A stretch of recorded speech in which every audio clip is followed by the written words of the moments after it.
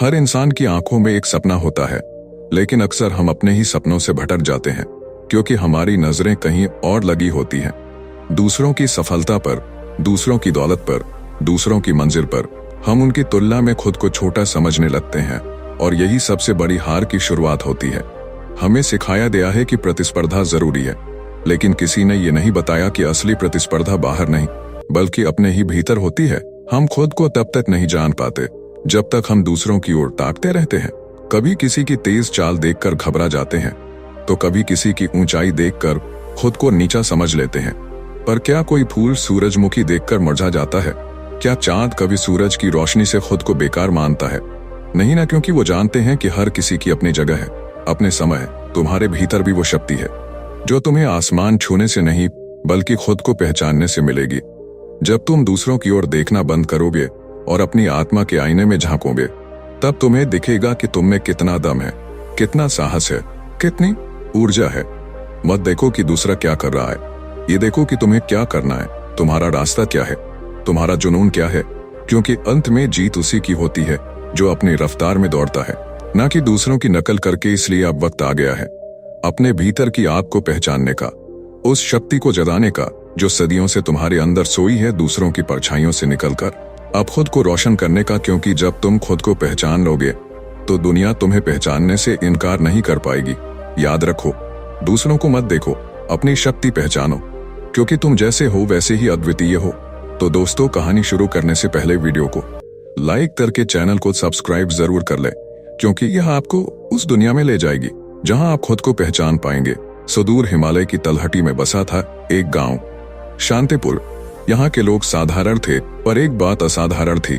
हर कोई किसी और की जिंदगी को देखकर अपने को तौलता था। इसी गांव में रहता था बलबीर, एक 19 वर्षीय युवक।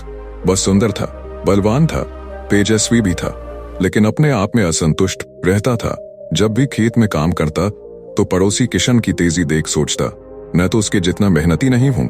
जब कभी वह कोई चित्र बनाता तो अपने ही गांव के पेंटर रहमान चाचा की तारीफें सुन सोचता, मेरे चित्र में वो बात कहा। बलबीर रोज यही सोचते हुए अपने मन को मारता रहा, कभी खुद को कमजोर समझकर, कभी दूसरों को देखकर छोटा महसूस करके। उसका आत्मविश्वास धीरे धीरे मुरझा रहा था। एक दिन गांव में एक बूढ़े साधु आए। उनकी दाढ़ी बर्फ जैसी सफेद थी और आंखों में झील की गहराई। वह बोले, जिसे तुम देखते हो वह तुम्हारे बाहर नहीं, तुम्हारे भीतर है। तुम जैसे हो वैसे अनोखे हो। बलबीर उनकी बात पर मुस्कुराया नहीं। उसे यकीन ही नहीं था कि वह भी किसी चीज में अच्छा हो सकता है। साधु ने एक चमकता हुआ शीशा निकाला और कहा, इसे लो और पहाड़ की उस चोटी पर जाओ। सूरज की पहली किरण के साथ इस आईने में झांको, जो देखोगे वही तुम्हारी असली शक्ति होगी। बलबीर को लगा यह कोई रहस्य है या शायद एक चाल, पर मन में जिज्ञासा जागी। अगली सुबह वह सर्दी, बर्फ और थकावट की परवाह किए बिना पहाड़ चढ़ा। सूरज की पहली किरण जब आकाश को छूने लगी, उसने उस शीशे में झांका और देखा कोई चेहरा नहीं, सिर्फ प्रकाश, तेज दमकता हुआ प्रकाश जो उसका चेहरा बन गया। उसे एक झटका सा लगा। वह समझ नहीं पाया कि यह क्या था, पर तभी साधु की आवाज हवा में गूंजी, जब तुम दूसरों को देखना छोड़ दोगे तब तुम्हारे भीतर का प्रकाश ही तुम्हारा मार्गदर्शक बनेगा। उस दिन से बलबीर ने दूसरों से तुलना करना छोड़ दिया। उसने खेतों में अपने हिसाब से मेहनत की, चित्र अपनी कल्पना से बनाए और धीरे धीरे गांव के लोग उसे देखने लगे एक नई नजर से। अब लोग कहते, बलबीर जैसा कोई नहीं। इसी बीच गांव में एक संकट आ गया। गांव के पुराने मुखिया बूढ़े हो चुके थे, अब नया नेतृत्व चुनना था। पूरा गांव इकट्ठा हुआ। पंचायत ने घोषणा की, जिस युवक में नेतृत्व की क्षमता होगी वही अगला मुखिया बनेगा। उसका चुनाव एक परीक्षा से किया जाएगा। परीक्षा थी, हर उम्मीदवार को पहाड़ी जंगल से होकर एक गुमनाम झरने तक पहुंचना होगा। वहां से पानी लाकर गांव में एक सूखी जमीन पर जीवन लाना होगा। जो सबसे पहले और सबसे अच्छा यह कार्य पूरा करेगा वही गांव का अगला मुखिया बनेगा। गांव के कई नौजवान आगे आए। नरेश, किशन, हरीश, सब तेज और बलशाली। सबने बलबीर को देखा और मुस्कुरा दिए, तू भी आएगा? तू तो अभी कुछ साल पहले तक खुद को ही नहीं पहचानता था। बलबीर ने कोई जवाब नहीं दिया। वह शांत था, पर भीतर से निश्चय से भरा हुआ। परीक्षा का दिन आया। सब युवक जंगल की ओर भागे। कुछ ने जल्दी में रास्ता भटक दिया, कुछ पहाड़ों पर अटक गए। बलबीर ने तेजी नहीं दिखाई। वह हर कदम सोच समझ कर रखता गया। रास्ते में एक घायल हिरन मिला तो उसने उसे सहारा दिया। झरने तक पहुंचा, पानी भरा और वापस लौटा। जब वह गांव पहुंचा तो कई लोग पहले से वहां थे, लेकिन जब उन्होंने अपने पात्र गांव की सूखी जमीन पर डाले तो कुछ पानी उड़ गया, कुछ की मिट्टी नहीं पसीजी। बलबीर ने पानी धीरे धीरे डाला और कुछ ही देर में वहां से एक नन्हा हरा अंकुर निकल आया। गांव में सन्नाटा छा गया। बूढ़े मुखिया ने मुस्कुराते हुए कहा, नेता वो नहीं होता जो सबसे तेज हो, बल्कि वो होता है जो रास्ते को समझे, जरूरतों को पहचाने और हर जीवन को महत्व दे। बलबीर तो हमारा अगला मुखिया होगा। बलबीर की आंखों में कोई घमंड नहीं था। वह सिर झुकाकर बोला, मैंने दूसरों को देखना बंद किया, तब खुद को देख पाया, और जब खुद को पाया तब दुनिया को समझ सका। बलबीर अब गांव का मुखिया बन चुका था। उसकी सरलता और स्पष्टता ने सभी का दिल जीत लिया था। गांव में न केवल खेती बेहतर हो गई थी, बल्कि लोग अब खुद पर भरोसा करना भी सीखने लगे थे। बलबीर हर किसी से एक ही बात कहता, तो लमत करो, प्रयास करो, अपनी राह खुद बनाओ। लेकिन जैसे ही सब कुछ शांत लगने लगा, एक तूफान फिर आया, एक आदमी के रूप में। उसका नाम था विक्रम। विक्रम वही युवक था जो कुछ साल पहले गांव में बलबीर को अपमानित करता था। हर सभा में उसका मजाक उड़ाता था और एक बार तो उसे निकम्मा कहकर गांव से बाहर कर दिया था। बाद में वह गांव छोड़ गया था। कुछ कहते थे वह डाकुओं के साथ जुड़ गया, कुछ कहते थे वह शहर चला गया। अब वो लौटा था, घोड़े पर सवार, आंखों में क्रोध, साथ में कुछ अजनबी लोग। वो पंचायत भवन के सामने आया और बोला, मैं यहाँ अपना हक लेने आया हूँ। मैं भी इस गांव का बेटा हूँ, मुझे मेरा सम्मान वापस चाहिए। गांव में खलबली मच गई। कई लोग डर गए। कुछ ने कहा, विक्रम बहुत ताकतवर है, बलबीर को अब हटना पड़ेगा। लेकिन बलबीर आया एकदम शांत। उसने विक्रम की आंखों में देखा और कहा, मैं तुम्हारा सम्मान छीनने नहीं आया था और अब भी नहीं छीनूंगा। अगर तुम यहाँ रहना चाहते हो तो स्वागत है, लेकिन यह गांव अब भय से नहीं, भरोसे से चलता है। विक्रम चौंक गया। उसने कहा, तू मुझसे बदला नहीं लेगा, तू मुझे निकाल नहीं देगा। बलबीर मुस्कुराया और बोला, जिस दिन मैंने खुद को पहचाना था, उसी दिन मैंने दूसरों से तुलना करना बंद कर दिया था, और उसी दिन तुमसे नाराज होना भी छोड़ दिया था। तो मुझे हराओ, मैं सह जाऊंगा, लेकिन अगर तुम खुद को ही हराते रहे तो तुम कभी चैन से नहीं जी पाओगे। विक्रम के हाथ से तलवार गिर गई, आंखों में आंसू भर आए।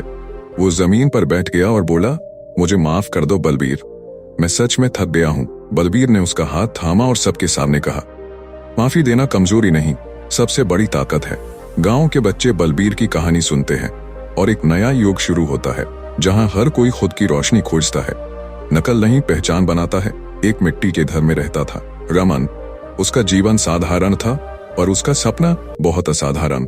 रमन का सपना था शिक्षक बनना। वह चाहता था कि उसके जैसे गरीब बच्चों को कभी किताबों के लिए तरसना न पड़े, लेकिन गरीबी उसकी परछाई की तरह हर कदम पर साथ थी। स्कूल जाते हुए दूसरे बच्चों के नए बैग और चमकते कपड़े देखकर वह अक्सर उदास हो जाया करता। पड़ोस के लोग कहते, अरे रमन, ये पढ़ाई लिखाई अमीरों के लिए है, तू क्यों अपना वक्त बर्बाद करता है? देख, सोमू तो काम पर चला गया, तुझे भी कुछ कमाने की सोचनी चाहिए। पर रमन चुपचाप हर ताना सुनता और अपनी किताबें थामे रखता। एक दिन स्कूल में शिक्षक ने पूछा, बच्चों, तुम बड़े होकर क्या बनना चाहते हो? सबने कहा, डॉक्टर, इंजीनियर, अफसर। रमन बोला, मैं शिक्षक बनना चाहता हूँ, क्योंकि एक अच्छा शिक्षक 100 डॉक्टर और 1000 अफसर बना सकता है। कक्षा में सन्नाटा छा गया। कुछ ने ताली बजाई, कुछ हंसे, लेकिन उस दिन रमन की आंखों में झलक रहा था विश्वास। रमन रातों को लालटेन के नीचे पढ़ता, दिन में खेत में काम करता और छुट्टी के समय गांव के छोटे बच्चों को पढ़ाता, बिना किसी फीस के। वो दूसरों की किताबें मानकर पढ़ता, पुराने कागजों से नोट्स बनाता, और जब कोई मजाक उड़ाता तो बस मुस्कुरा कर कहता, मैं दूसरों को नहीं देखता, मैं खुद को देख रहा हूं। वर्षों की मेहनत के बाद एक दिन जब रिजल्ट आया, रमन पूरे जिले में प्रथम आया। उसे एक सरकारी कॉलेज में दाखिला मिला। वहां भी उसने खुद को साबित किया। फिर वो दिन आया जब वही रमन जिसने कभी किताबें उधार ली थीं, अब खुद बच्चों को किताबें बांट रहा था। एक शिक्षक के रूप में वह अपने गांव लौट आया। अब वह रमन मास्टर कहलाता था। वही लोग जो कहते थे तू कुछ नहीं कर पाएगा, अब अपने बच्चों को लेकर उसके पास आते और कहते, इनका भी रमन जैसा कुछ कर दो मास्टर जी। रमन मुस्कुरा कर कहता, मैंने दूसरों को नहीं देखा, सिर्फ अपनी शक्ति पहचानी, और अब मैं बाकी बच्चों को भी वही रास्ता दिखाना चाहता हूं। संदेश, दूसरों की हालत देखकर अपने सपनों को मत मापो। जो तुम्हारे पास है वही सबसे बड़ी शक्ति है। अगर तुम उसे पहचान लो रमन जैसे लाखों बच्चे आज भी हैं जो सिर्फ एक बात से आगे बढ़ सकते हैं, दूसरों को मत देखो, अपनी शक्ति पहचानो। अब रमन गांव के स्कूल में शिक्षक बन चुका था। वह हर दिन वही करता था जो उसने वादा किया था, गरीब बच्चों को बिना किसी फीस के पढ़ाना, उनके सपनों में रंग भरना। धीरे धीरे रमन का नाम दूर दूर तक फैलने लगा। लोग कहते वो जो एक गरीब लड़का था अब पूरे गांव का भविष्य संवार रहा है। लेकिन सफलता के साथ जलन भी आती है। गांव में एक नया निजी स्कूल खुला। उसके पीछे थे कुछ धनी व्यापारी जो शिक्षा को व्यापार बना चुके थे। उन्होंने देखा कि रमन के कारण उनके स्कूल में बच्चे नहीं आ रहे। तब उन्होंने योजना बनाई, रमन को हटाना होगा, तभी हमारा स्कूल चलेगा। उन्होंने गांव के कुछ लोगों को लालच देकर कहना शुरू किया, रमन बच्चों को पुरानी किताबें पढ़ाता है, उसके पढ़ाने का तरीका पुराने जमाने का है। निजी स्कूल में अंग्रेजी है, कंप्यूटर है, यूनिफॉर्म है। धीरे धीरे कुछ अभिभावक डगमगाने लगे। रमन को पता चला तो उसने सभा बुलाई। गांव के बीच चौपाल में खड़ा होकर वह बोला, मैं जानता हूं मेरे पास चमकती दीवारें नहीं है, ना ही एयर कंडीशन कमरे, लेकिन मेरे पास एक चीज है जो शायद ही किसी स्कूल में मिले, समर्पण। मैंने कभी फीस नहीं ली क्योंकि मैंने कभी ज्ञान को सामान नहीं माना। मैं जानता हूं कि बच्चों को किताबी शिक्षा से पहले आत्मविश्वास चाहिए और वह कोई पाठ्यक्रम नहीं सिखा सकता, वह तो इंसान से इंसान तक पहुंचता है। सभा में सन्नाटा छा गया। वो व्यापारी जो रमन को नीचा दिखाना चाहते थे अब असहाय लद रहे थे। तभी एक माँ खड़ी हुई, मास्टर जी ने मेरे बेटे को पढ़ाया जब मैं एक रोटी भी पूरी नहीं खिला पाई थी। आज वो नकल नहीं करता, खुद सोचता है। मैं अपने बेटे को वहां नहीं भेज सकती जहां फीस बड़ी हो और दिल छोटा। फिर एक एक कर कई ग्रामीण उठे और रमन के पक्ष में खड़े हो गए। उस दिन निजी स्कूल तो बंद नहीं हुआ, लेकिन एक बात साफ हो गई, शिक्षा बिक सकती है पर शिक्षक नहीं बिकता। जो सच्चा हो वो टिकता है। रमन के शब्दों में, लोग कहते हैं औरों को देखकर सीखो, मैं कहता हूं खुद को देखकर बदलो।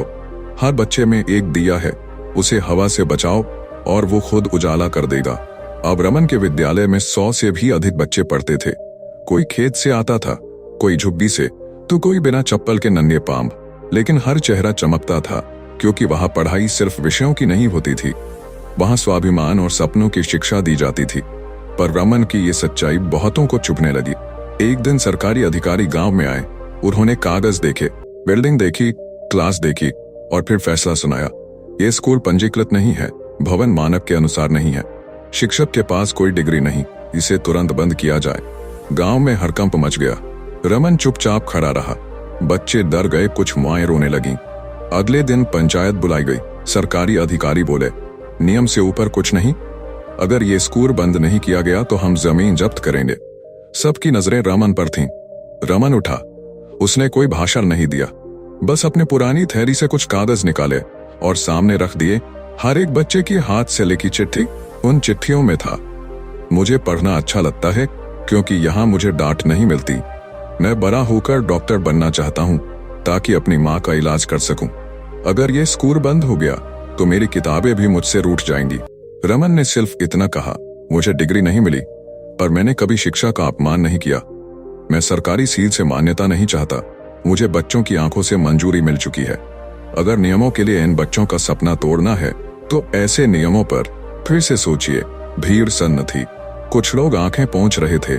तभी पीछे से एक बुजुर्ग आवाज आई, मुझे सरकार के स्कूल में पढ़ने का मौका मिला था पर वहां मुझे इंसान नहीं समझा गया। रमन के स्कूल में पहली बार मैंने देखा कि एक शिक्षक पहले इंसान बनता है फिर गुरु। उस दिन एक चमत्कार हुआ। सरकारी अधिकारी ने कहा, हम इस स्कूल को बंद नहीं करेंगे बल्कि इसे ग्राम स्तर का मॉडल बनाकर अन्य गांवों में लागू करेंगे। तालियां गूंज उठीं। बच्चे दौड़कर रमन से लिपट गए। शक्ति डिग्रियों में नहीं, दृष्टि में होती है। दूसरों को देखकर चलोगे तो पीछे रह जाओगे, खुद को देखकर चलोगे तो राह खुद बनती जाएगी। तो दोस्तों, कहानी कैसी लगी आपको कमेंट करके जरूर बताएं और वीडियो को लाइक करना ना भूले और अगर चैनल पर नए हो तो चैनल को सब्सक्राइब जरूर करें। धन्यवाद।